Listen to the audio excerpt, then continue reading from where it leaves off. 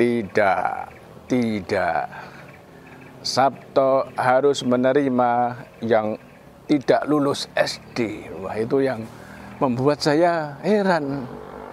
Kenapa, Romo? Kalau lulusan paling tidak SMP dan SMA kan mudah diatur. 100 tahun GM Indonesia, gerakan dan berbuat.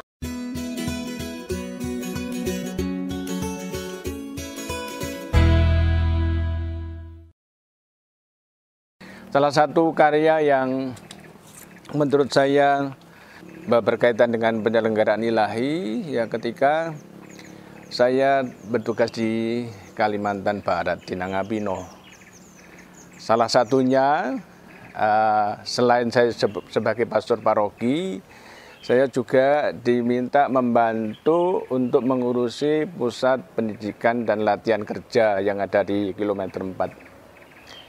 Nah, pada waktu itu bersama dengan Romo Carlo, saya sebagai imam muda mempunyai cita-cita bahwa Pusdiklat ini nanti bisa berlangsung lama dan mudah ditangani.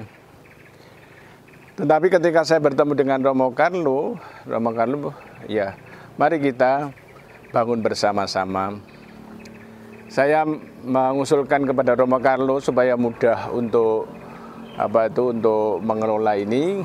Ya, yang diterima di Pusdiklat ini adalah anak-anak SMA saja, lebih mudah, sudah tahu pengetahuannya.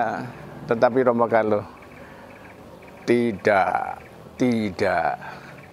Sabto harus menerima yang tidak lulus SD. Wah, itu yang membuat saya heran. Kenapa, Romo? Kalau lulusan paling tidak SMP dan SMA kan mudah diatur. Tidak, kita mau membantu anak-anak yang sekarang ini ada di kampung yang tidak lulus SD supaya bisa bekerja. Ya, memang waktu itu memang rasanya tidak masuk akal.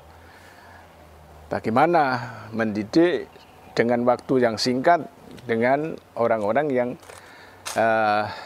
SD saja tidak lulus, apalagi berkaitan dengan mesin, apalagi berkaitan dengan pelistrikan dan macam-macam. Akhirnya sudah saya ngikuti saran Romo Carlo. Ya, ternyata memang inilah yang terjadi, bahwa mereka yang tidak lulus SD setelah mengikuti pelatihan kerja di Pusdiklat ini bisa bekerja di perusahaan-perusahaan. Pikiran luar biasa.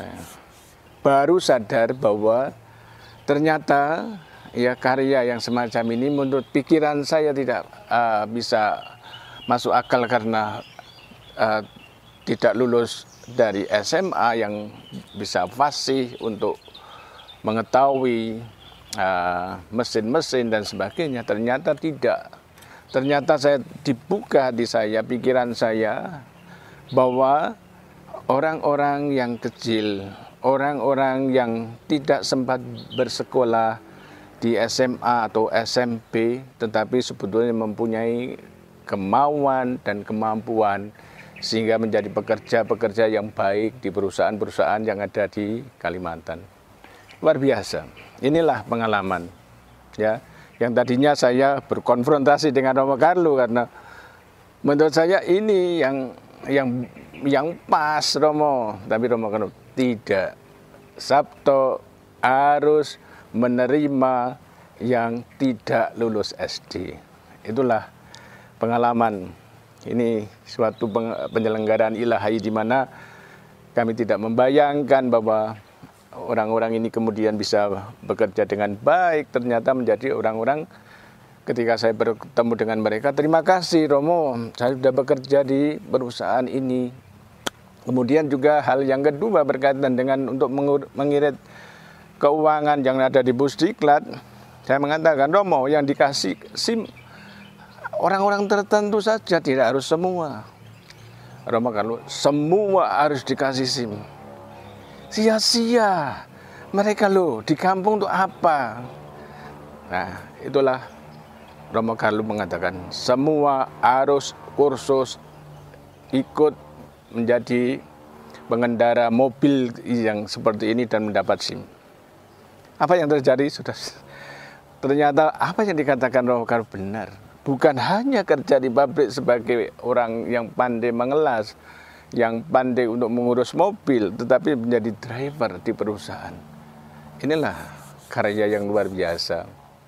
Harapan saya bahwa tahun berikutnya, ya memang ini karya ini sudah tidak ada lagi, ya, pada peringatan 100 tahun CM ini, ya mari kita juga merefleksi kembali bahwa karya-karya dari penyelenggaraan ilahi ini ya sering kita jalani, tapi kurang kita pahami bahwa apa yang direncanakan Tuhan ternyata kadang-kadang kita lawan rencana itu. Maka saya mengajak, rencanamu Tuhan adalah rencanaku. Atau sebaliknya, rencanaku Tuhan adalah rencanamu. Itulah saudara-saudara kasih, salah satu sharing saya. Harapan saya semakin menyadari di mana Tuhan berkarya lewat apa yang sudah kita mulai. Tapi Tuhan memberikan karya yang lebih besar. Jangan takut untuk menjalani ini, karena Tuhan sendirilah yang menyelesaikan apa yang kita rencanakan. Tuhan yang menyelesaikan. Tuhan memberkati.